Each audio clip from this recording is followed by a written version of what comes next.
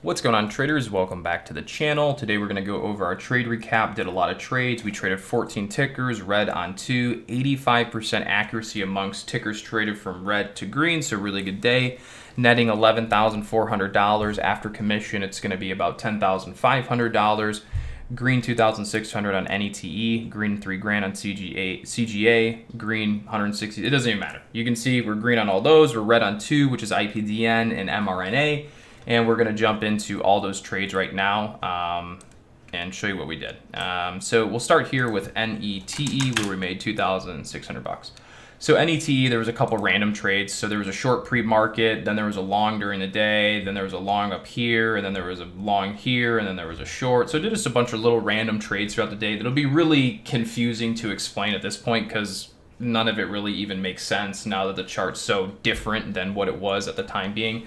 So just know we basically did a short here, did a short here, did a long here, did a long here, did a long here, then did a short in there. And so netted $2,600. Next one on the list is CGA. So CGA was a short. If you look at the right side of the screen, you're going to see that the prices of $3.33 was resistance, that blue line. So stock runs up into long-term trending resistance. Instead of going long, we go short. Stock crashes out. We cover the short. So I was short maybe like 20.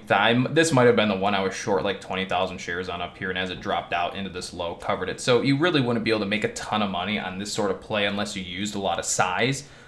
Because the range of the stock just wasn't that big. So this is a situation where if you're going to make money on these low volume plays, you do have to be somewhat aggressive, but you have to know that since it's low volume, it's going to be hard for you to get shares out without manipulating the stock. So you got to let it bleed. You have to take them off slowly. So, it's probably not the best advice for most people to go short 20,000 shares on a low volume stock like this unless you really know what you're doing. But anyways, I did and covered into this bottom here. You see that you see this candle? How it squeezed, because that was me. I was covering like 10,000 shares, 15,000 shares down there. So I had to slowly size out and then take a big exit down there. I caused the stock to pop a little bit.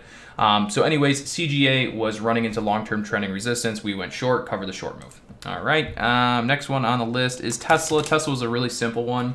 So just did a little short scalp in the middle of the day here with Tesla, a couple hundred shares. We hit a high a day here. We were running into resistance at that current moment in time. So I went short, just did a little short scalp, netted $167. GENE was a short trade, but I did my job incorrectly. So GENE, pretty much put it this way, I meant to be short about 6,000 shares up here, only got 200 shares short because I thought it was going to go higher than what we had hit, and so I was kind of waiting to see if it would go higher. Then I ended up missing the good entries and just let the stock go, and so didn't end up being able to take advantage of the short position there on that stock. What would be the reason for going short? Look at the right side of the screen here. You're going to see that this white trend line comes into play at 387. So we knew that pretty much anything at 387 above or below was pretty much the rejection resistance point. So we were selling into that move. Rejected, but didn't really have a lot of shares on to take advantage of that move. So only netted $26. And then DM, I did okay on. Could have done much better, but at least the entry was just perfect. So NNDM, we let the stock run up all day. I took a 10,000 share short here on the top, pretty much covered it into this first little drop because I was struggling to really kind of get to green and hit trades accurately at that point. So I took the trade off much quicker than I probably should have. But overall, went short 10,000 shares here, NNDM around 950, covered into this first drop, ended up making $545. The reason for going short here on this top is that when NNDM was running up on the day, take a look at the right side of the screen, it was running into this green line for the first time. And if you see this candle, you see how this candle went up and then it has a wick. We started shorting the top of the candle as soon as it was like at prices of 955 because we knew it was the first attempt of breaking out long-term trending resistance. Most likely would not work, it would fail. So that's why we betted bearishly against the stock when it had reached those prices on the day. And if you look at it, I mean, it already went up so long on the day that it was due for some sort of corrective pullback. So that netted $545. Next one on the list is HWCC. So HWCC was a challenging one. It was a short trade. It was really low volume. By the time I got my short in, I really had a terrible fill. But nonetheless, as soon as the stock dropped out to here, I covered my short. But I had like 6,000 shares short here. Wanted to be short 6,000 shares on the 320. Ended up getting fills of like $3, which was just trash. So it really kind of struggled to put this one in the green because it was such light volume. You really needed a breakdown, and my average was just trash. The spread was kind of hard to deal with. So eventually it pulled all the way down here to like 289. I covered my position, was able to make, 343 bucks on it. So what was the reason for going short on HWCC? Intraday, when the candles were all the way up here, it was overbought. And if you look at the right side of the screen, you're going to see that as soon as it hit the top of 324, it was right on long-term trending resistance. So we knew to be selling short up into the 324s, looking for a corrective move back down. We got it, but my fills were kind of bad, so I was only able to net 343 bucks from that one. All right, next one on the list is TYHT. Oh, and the stock was running on no news today. Stocks don't continue to run on the day when they have no news. All right, next one on the list was TYHT. Went short here, covered the first dip. I wanted to short the second top, but I wasn't able to because I was in a different short position. So I had to, it would have been just too hard to manage two big positions, two shorts at the same time. So I just let this one go. Would have been a phenomenal play. Stuck with the other one, which still netted a good win. So first trade here, TYHT short because, it's running on no news for no reason. Stock was overbought on the intraday chart. If you look at the right side of the screen, you're going to see that, If you look at the right side of the screen, let me go back to this time frame. You will see that we're running into kind of this 4-hour trending resistance. We went over it a little bit, but nonetheless, stock had squeezed up on no news right into trending resistance. We decided we should go short because it's running on no news, overbought intraday, and running into long-term trending resistance. TYHT netted 893 bucks. EXPC is going to be the next one. So if you look at EXPC was also a short. Stock squeezed up all the way to here. Intraday chart was overbought, so we decided to go short because intraday chart was overbought. The stock is running on no news, and if you look at the right side of the screen, you'll see this blue line. Stock was running into long-term trending resistance, so we knew to start shorting. As we were up in the prices, pretty much anything over 1170, we should be bearish on. So stock running no news, overbought in the day, running into long-term trending resistance, bet bearishly. That one netted 691. PBTS, next one on the list. Another random penny stock pop up on the day with no news. So stock squeezes up, no news, runs into long-term trending resistance. So overbought in the intraday, running on no news, into long-term trending resistance, bet bearishly, go short. So shorted up here in the highs, covered into the lows. So that was able to net 1,500 bucks. Next one on the list is a loser, IPDN, which I'm really salty about, but is what it is. So I was long IPDN to start the day. I was long like 10,000 shares down here. So I was long in the beginning of the day. Let me move this a little bit differently so it looks better. All right, so IPDN, we were long bias of stock, went long 10,000, started buying this step. It flipped out, dropped down, so I covered for a loss. And I'm taking $1,400 loss on this one, then it later squeezes all the way to the moon. So kind of unfortunate. If I was more patient and I kept watching the stock throughout the day, I would have realized we were going into a short squeeze here. Would have went re-long, but I was too busy playing a bunch of other stocks at the time. So I ended up missing the big move on APDN or IPDN. IPDN didn't have any shares of short, so when it was trading all the way up at 556 and we're telling everybody to bet bearishly, go short, you're going to make a killing. I wasn't able to get any shares short. Not many people were that we were working with that are in our chat room. So not a lot of people were able to get shares as short on this one, unfortunately. So we were long 10,000 beginning of the day. We didn't get the breakout immediately that we were looking for. Ended up stopping out, taking a $1,400 loss. And then the stock ends up going all the way up to 5 something. And then we couldn't get any shares as short. So really we missed this action. Couldn't get any of the downside action. So IPDN for me really sucked on the day. But many people, they crushed it. So that's where we took our loss. Again, was going long, bought the dip, long, failed, stopped out right there. And that was it. All right, next one on the list is MRNA.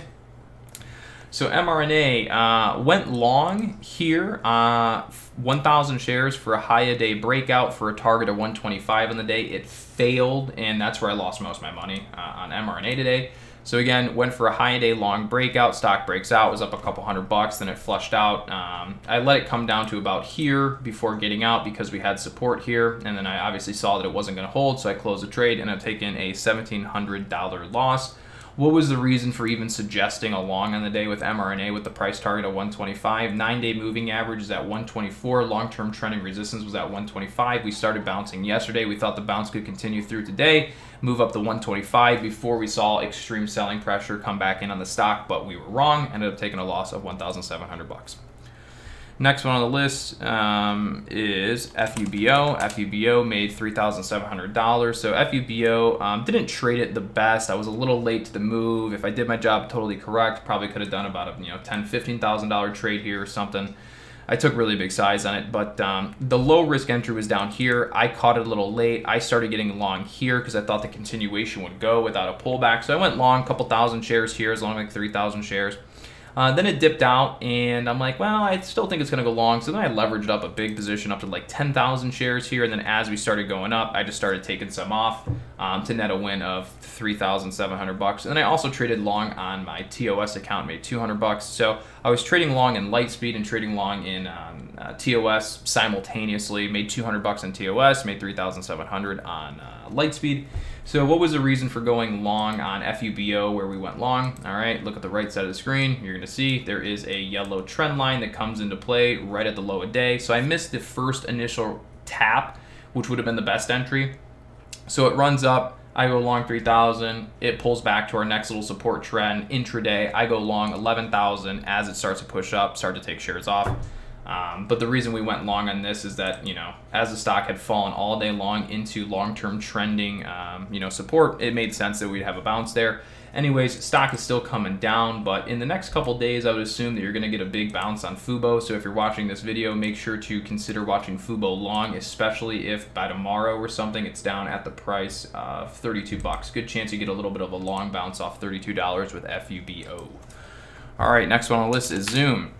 Zoom, we went long 2 times back to back pretty much. So went long Zoom, couple hundred shares down here, caught the first bounce, sold it, then went long Zoom here before we broke up again, sold top, and that was it. That's all we did with Zoom. What was the reasons for going long on Zoom? Look at the right side of the screen. If you look at the right side of the screen, you will see that we were coming down into long-term trending support on the day. So as Zoom had fallen into the prices of 349 for the first time, 348, close to 347 for the first time in the day, that means the stock was coming down into low risk, long trending support areas. We figured the markets would try to move it back up from that point. We were a part of the market trying to move it back up from that point. We were successful enough to make a green trade, netting $595 on Zoom.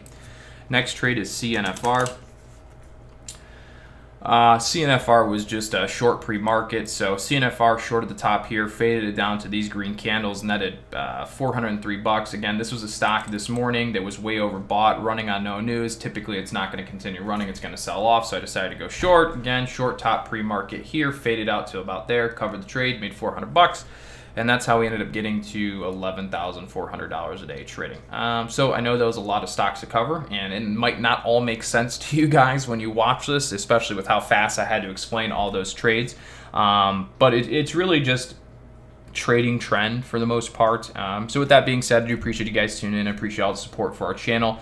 Make sure to give the video as many thumbs up as possible. YouTube really likes to not promote our videos because what we're showing you on this screen, all these things that we're showing you, are like 100% legit, and that's literally how I just keep making so much money every single day. So I'm extremely grateful, extremely happy. I hope that my system continues to work day in and day out the way it has been. So if there's the conspiracy side of me, let's think about it. If in the event I was actually showing you a strategy that works literally like every single day, 100%, do you think the system or the market would want all of you guys to know that? Probably not. So that's a conspiratorial side of me that says that's why YouTube doesn't promote my videos as much. That's why they end up showing Ricky Gutierrez's video about a breakout flag thing that probably won't work. So with that being said, ladies and gentlemen, everybody take care. Have a great rest of your day, and I'll see you guys in the next one.